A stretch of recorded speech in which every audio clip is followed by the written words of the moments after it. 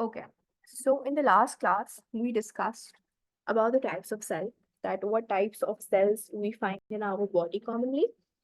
And we discussed that there are somatic cells, which are all the cells other than the germ cells and the stem cells. Then we have the germ cells, which are responsible to produce or give rise to the gametes, which are the cells that lead to reproduction or fertilization for zygote formation. And then there are stem cells. And we discussed that stem cells basically are those cells which are undifferentiated and they differentiate to produce other cell types. ठीक है जी. Now we were discussing कि हमारे पास जो stem cells हैं हम उनको categorize कर सकते हैं on the basis of of their potency, as of how powerful they are to produce different types of cell. So for example, we discussed कि हमारे पास different powers of different potencies होती हैं of stem cells. So we have totipotent stem cells, and then we have pluripotent, and then we have multipotent. Now we said that zygote is basically the origin cell for any species, right? हमारे पास एक हमारा sperm cell होता है, right? Sperm is basically your cell that's coming from the male partner. So that's that cell. This is your sperm cell. N chromosomal number hoga. My screen is lagging, I think so. My screen is lagging. Just a minute. I'll wait for this to load. And then we shall move forward. So this is the sperm cell. ठीक है. इसका जो chromosomal number है, that's N. Okay. Then we have our mother से हमारे पास जो cell part of the fertilization process होता है, वो हमारा egg cell होता है, जिसको हम ovum भी बुलाते हैं. So let's, for the simplicity, call this the egg cell. These two cells, they fuse together to give rise to a fertilized cell, which is called the zygote. The zygote is basically n plus n to n. And as we move further, हमारे पास zygote form हो गया. Now zygote is the cell, we can say that from zygote the origin starts. हमारे पास zygote कोई specialized cell नहीं है. Zygote is a cell which basically is okay. So Azra, Maharaj was there in the meeting, I think so. He has disconnected and you've joined in. So I know मैंने mitosis के जो last lectures हैं वो upload नहीं किए. Today we are going to complete mitosis. So I'll be uploading all the recordings आज ही एक साथ. I'm sorry I didn't get time over the weekend. But as of now हम discuss कर रहे थे about stem cells. So for a quick review, let me give you a quick review. ठीक है? Let's understand. If I ask you, what is the first cell or the origin cell for humans? What's the first form of life for any human or for any species for that matter? It's zygote, right?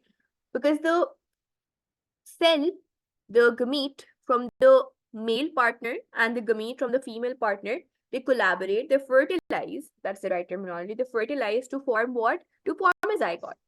Now, zygote is not a specialized cell. I cannot say कि zygote का कोई ये special function है. For example, for a blood cell का एक अपना role है. Cardiac cell का एक अपना function, एक अपना specialized domain है. Muscle cell का एक अपना domain है. Brain के जो cells होते हैं हमारे neurological cells, उनका एक अपना function है. But zygote जो है, is it a specialized cell? No. But zygote can undergo division, right? It can divide into multiple specialized cell. तो जो हमारे पास एक सेल से स्पेशलाइज्ड सेल्स की ट्रांसफॉर्मेशन होती है, उस प्रोसेस को हम क्या कहते हैं? उस प्रोसेस को हम डिफरेंशिएशन कहते हैं. And those cells from which differentiation can occur, basically वो सेल्स जो कि खुद डिवाइड होकर स्पेशलाइज्ड सेल बना ले। जाइगोट जब डिवाइड होगा माइटोटिकली तो वो जाइगोट नहीं बनाएगा, वो कोई स्पेशलाइज्ड या कोई स्पेशल एम्ब्रियोनिक सेल बनाएगा।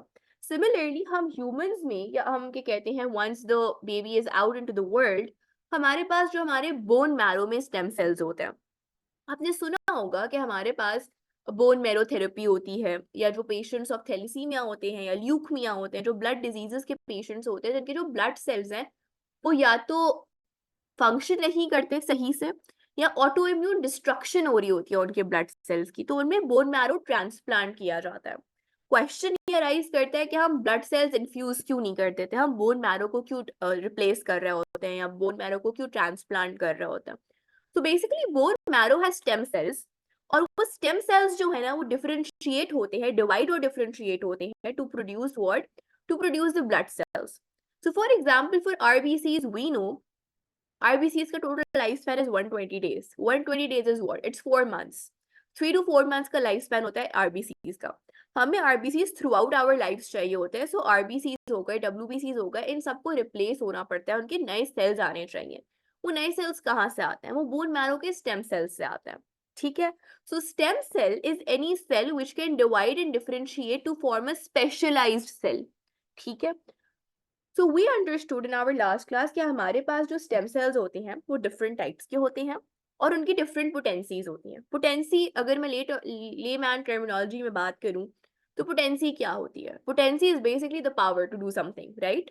सो एक सेल में अगर फॉर एग्जाम्पल एक स्टेम सेल है जो किसी भी स्पेशलाइज्ड सेल में डिफरेंशिएट हो सकता है, यानी एक सेल है जाइगोट, जाइगोट से हर किस्म का सेल डिवाइड एंड डिफरेंशिएट होके बन सकता है, क्योंकि जाइगोट से ही हमारे सारे सेल्स बन रहे हैं, right? So zygote is basically the cell which is dividing and differentiating to produce any cell type. वो हर किस्म का सेल बना सकता है, उसमें कोई लिमिटेशन नहीं है।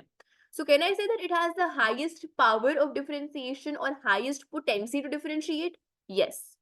So those types of stem cells which can divide and differentiate to produce any cell type, they are known as totipotent. And you can remember this or you can associate it with the fact कि टोटी को मैंने connect कर दिया total से। Totipotent stem cells वो होते हैं जिनके पास टोटल पावर होती है, वो कोई भी सेल बना सकते हैं। सो टोटीपोटेंट स्टेम सेल्स आर दो stem cells which can form any type of cell because they have total power, they have total potency to differentiate, जिसकी एक एग्जांपल हमारे पास जाइगोट है। देन हमारे पास सेकेंड लेवल ऑफ पोटेंसी होता है pluripotent. प्लूरी को मैंने एसोसिएट कर दिया प्लूरल से, प्लूरल का मतलब होता है एक से ज्यादा। So pluripotent cells are those that can divide and differentiate to produce many cells. Plural, many. ठीक है, इसकी एग्जाम्पल हमारे पास एम्ब्रियोनिक स्टेम सेल हो गई।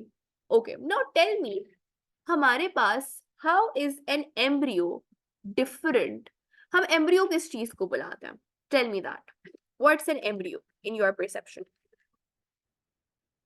What is embryonic level of development? Basically हमारे पास different growth and development के phases होते हैं, जो कि आपके fertilization से या zygote formation से start होता है। Okay, developed zygote. We all are developed zygotes in that case early. So yes, you can say हमारे पास जो first 10 weeks of pregnancy होते हैं, वो हमारे पास embryonic stage होता है। ठीक है, फिर उसके बाद हम उसको fetus बुलाना शुरू कर देते हैं once उसकी implantation हो जाती है और वो थोड़ा सा उसकी ग्रोथ हो जाती है। So from the 10th week of pregnancy till the time of delivery वो हमारा फीटस होता है, और 10th वीक तक from the start till the 10th week that's an embryo. हमारे पास एम्ब्रियोनिक स्टेम सेल्स भी होते हैं। ऑब्वियसली जाइगोट से अब वो एम्ब्रियो बन चुका है, लेकिन एम्ब्रियो जो है वो कंप्लीट ह्यूमन तो नहीं अभी बना, अभी उसमें बहुत सारी चीजें बाकी हैं बनना, उसमें ऑर्गन सिस्टम्स बनने बाकी हैं, उसमें और भी बहुत सारी चीजें हैं, because till the last date of pregnancy हमारे पास ऑर्गन सिस्टम्स की डेवलपमेंट हो रही होती है। वो बन जाते हैं बाय द फर्स्ट ट्राइमेस्टर, हमारे पास ऑर्गन्स बन जाते हैं, बट ऑब्वियसली उनकी डेवलपमेंट, उनकी एनहांसमेंट तो चल रही होती है। सो हमारे पास एम्ब्रियोनिक स्टेम सेल्स भी होने चाहिए, यानी कि हमारे पास एम्ब्रियो में ऐसे सेल्स होने चाहिए which can divide and differentiate to produce specialised cell. अच्छा, totipotent and pluripotent stem cells ये हमारे पास बिफोर बर्थ के स्टेम सेल्स हैं। आफ्टर बर्थ हमारे पास मेजरली जब हमारे पास एक बेबी आ जाता है दुनिया में, तो उसके पास जो सेल्स होते हैं, उसके पास कार्डियक सेल्स भी होगा, cardiac cells are specialised in their role. उसके पास मसल सेल्स होंगे, muscle cells are specialised in their role, उसके पास न्यूरोलॉजिकल ब्रेन सेल्स होंगे, they are specialised in their domain, then it would have basically bone बनाने वाले हमारे पास जो हमारे पास बेसिकली जो सेल्स होते हैं उसके पास वो भी होंगे। तो ऑल द सेल्स नेसेसरी वो उसके पास होंगे स्पेशलाइज। तो अब स्टेम सेल्स का इतना ज्यादा रोल नहीं है क्योंकि स्पेशलाइज्ड सेल्स हमारे पास बॉडी में बने हुए हैं for their whatever role they're assigned. But there are certain cells which need to be replaced, जिनका इतना लंबा लाइफ स्पैन नहीं होता, वो कैसे रिप्लेस करेंगे? जैसे कि हमारे पास ब्लड सेल्स है। So after birth, there are some cells, some stem cells, which can divide and differentiate to produce some cells. हमारे पास आफ्टर बर्थ इतनी ज्यादा डिफरेंशिएशन की जरूरत हर डोमेन में नहीं होती है क्योंकि हमारे पास whatever cells for whatever organ systems required होते हैं वो ऑलरेडी मौजूद है बॉडी में, वो ऑलरेडी माइटोसिस कर रहे हैं। यानी अगर मेरा एक हार्ट सेल है वो माइटोटिकली डिवाइड होकर हार्ट सेल ही बनाएगा। मेरे पास अगर मसल सेल है तो वो माइटोटिकली डिवाइड होकर जेनेटिकली आइडेंटिकल मसल सेल ही बनाएगा। जेनेटिक मेकअप हमारे पास क्या कहते हैं प्रिजर्व हो रहा होता है माइटोसिस में। तो whatever cell is mitotically dividing वो जेनेटिकल आइडेंटिटी रखता होगा अपने पेरेंट सेल से, तो वो स्पेशलाइज्ड तरीके से ही आगे माइटोटिकली डिवाइड हो रहा होगा ना। So there is not much of differentiation we required क्योंकि हमारे पास स्पेशलाइज्ड सेल है और वो माइटोसिस से डिवाइड होकर स्पेशलाइज्ड सेल ही बनाएंगे। But there are some cells for example the blood cells जिनको जरूरत होती है, जो ओरिजिनेट होते हैं स्टेम सेल से ही। ठीक है, okay, before I explain this, हमारे पास आरबीसीज जो हैं वो हमारे पास क्यों स्टेम सेल से ही आ रहे हैं? Like aren't they mitotically dividing? What do you think, Aja? Let me give you a hint. Mitosis is a nuclear division. This is a hint for you. Now tell me, RBCs खुद mitotically divide होकर अपने आप को restore क्यों नहीं कर रहे? उनको स्टेम सेल्स की जरूरत क्यों पड़ रही है कि stem cells divide and differentiate होंगे बोन मैरो के और ब्लड सेल्स बनेंगे? What is it about RBCs that it is not sufficient for them to mitotically divide and replace themselves? क्योंकि बाकी ऐसा थोड़ी कि जो फर्स्ट डे ऑफ लाइफ का सेल है मेरे कार्डियक सेल वही आखिरी दिन तक चल रहा है, नहीं, वो भी एक सेल वॉर्न आउट हुआ तो इसको माइटोटिकली डिवाइडेड न्यू सेल ने रिप्लेस कर लिया। माइटोटिक सेल साइकिल हर सेल की चलती है, लेकिन आरबीसी के लिए why do I need to depend on the bone marrow का स्टेम सेल के बोन मैरो के स्टेम सेल्स जब डिफरेंशिएट करेंगे तभी मेरे पास ब्लड सेल्स आएंगे? What do you think?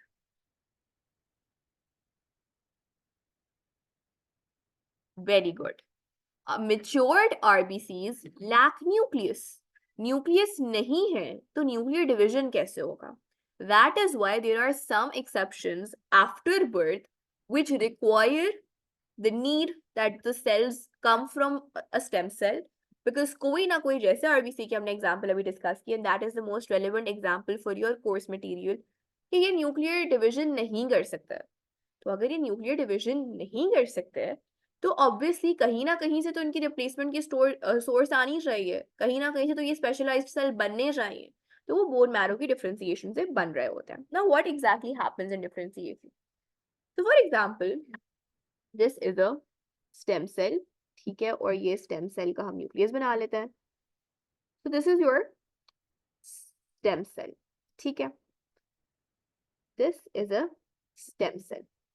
अच्छा जी, अब होगा क्या कि ऑब्वियसली जैसे हर सेल का एक माइटोटिक सेल साइकिल होता है वैसे ही हमारे पास माइटोसिस होगा, स्टेम सेल का माइटोसिस होगा, तो मेरे पास obviously two genetically identical daughter cell बनेंगे, एक यहाँ आ गया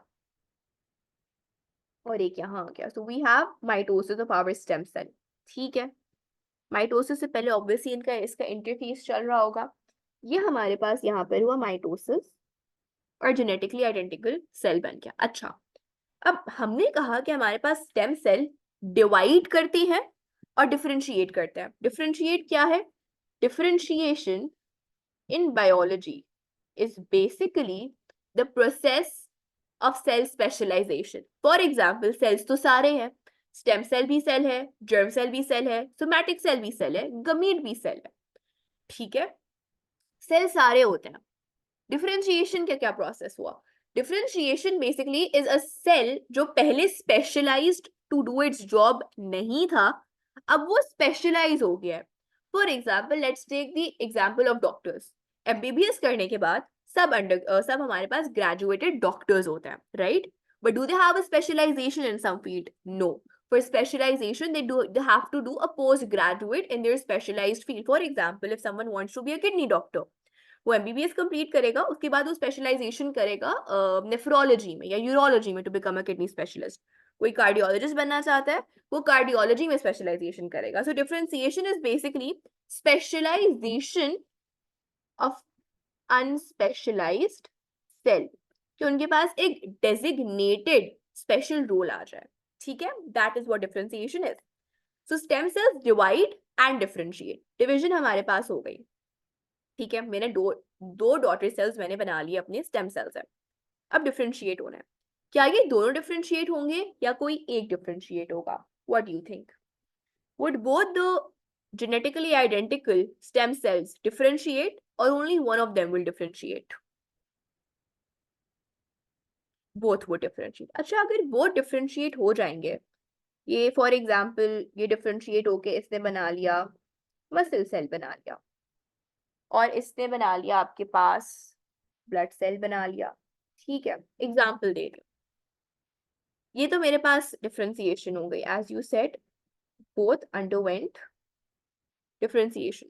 If both of them are differentiated, ये डिफरेंशिएट होकर मसल सेल बन गया और ये डिफरेंशिएट होके ब्लड सेल बन गया। Now there are no stem cells in the system. मेरे पास कोई unlimited supply of stem cell तो होगी नहीं, राइट? स्टेम सेल खुद हमारे पास क्या कहते हैं प्रोवाइड कर रहे हैं, या प्रोवाइड कर रहे हैं वो सेल्स खुद डिवाइड करके, वो कोई और सेल बन रहा है, डिफरेंशिएट हो रहा है इनटू अनदर सेल जिसकी ओके कहते हैं जरूरत है बॉडी को। अगर स्टेम सेल्स ही वैनिश हो जाएंगे तो क्या डिफरेंशिएशन हो जाएगी? बिकॉज स्टेम सेल्स के अलावा कोई और सेल डिफरेंशिएशन करा नहीं सकता, ठीक है? नेचुरली बात कर रही हूँ। सो अब हमारे पास स्टेम सेल्स तो खत्म हो जाएंगे अगर दोनों ही genetically identical daughter stem cells differentiate हो रहा है। So what happens is that one of the stem cells undergo differentiation, ठीक है? And one of the stem cell replaces this, यानी अब ये स्टेम सेल बन जाएगा। तो एक genetically identical stem cell differentiate हो जाता है और एक इस ओरिजिनल स्टेम सेल को रिप्लेस कर देता है, क्योंकि जेनेटिकली आइडेंटिकल है ये अभी इसकी कोई डिफरेंशिएशन कोई स्पेशलाइजेशन नहीं हुई, ये अभी भी स्टेम सेल ही है माइटोसिस होने के बाद। तो एक डॉटर सेल अपने पेरेंट सेल को रिप्लेस कर देता है ताकि हमारे सिस्टम से स्टेम सेल खत्म ना हो जाए, एक्सटिंक्ट ना हो जाए, और एक डॉटर स्टेम सेल डिफरेंशिएट कर देता है इनटू डिफरेंट सेल, ठीक है? Is this clear? Any questions about it? Okay, तो हमारे पास बेसिकली 3 तरह के सेल्स बनते हैं डिफरेंशिएशन से। मसल सेल बनता है, ठीक है? हमारे पास स्क्वैमस सेल बनता है। ये हमारे पास बेसिकली शेप्स के ऊपर है, रोल्स के ऊपर नहीं है। हमारे पास डिफरेंट रोल्स के जो सेल्स होते हैं उनके डिफरेंट क्या कहते हैं शेप्स होती हैं। हमारे पास कॉलमनर होता है, I will draw the shapes for you. Muscle cell हमारे पास is a type of a cylinder, multi cylindrical cell, multi है, ठीक है? स्क्वैमस सेल, अभी जब हम गैस एक्सचेंज का टॉपिक पढ़ेंगे वहां पे हमारे पास एक स्क्वैमस सेल की एग्जांपल आएगी, so we'll discuss squamous cells over there. Squamous cell कुछ इस तरह का होगा, and then we have columnar cell. तो columnar cell एक कॉलम की तरह होगा, उसको हम columnar cell बुलाते हैं। तो ये बेसिकली हमारे पास इस तरह से differentiation into different types of cell हो सकती है। ये हो गई हमारी differentiation. Any questions about it? Everything's clear? Can we proceed to our next topic of the day?